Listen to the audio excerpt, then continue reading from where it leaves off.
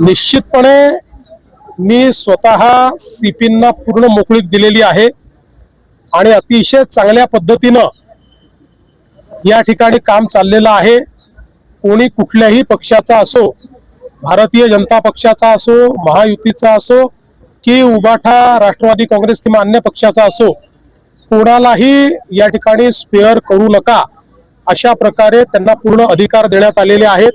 त्यामुळे मला असं वाटतं की ही जी काही गुन्हेगारी आहे आणि विशेषतः गुन्हेगारी करत असताना काही लोक त्याला जो राजाश्रय देण्याचा प्रयत्न करतात, वेगवेगळ्या पक्षात त्या ठिकाणी राजाश्रय देण्याचा प्रयत्न करतात, तर अशा सगळ्या गोष्टींना मोडून काढायचा आम्ही या ठिकाणी निर्णय घेतलेला आहे। आणि सगळ्यात महत्त्वाचं आहे की कोणाचा काही पास्ट असो, पण आता जर कोणी गुन्हेगारीमध्ये जात असेल किंवा गुन्हेगारीत आढळेल तर त्याला आम्ही सोडणार नाही।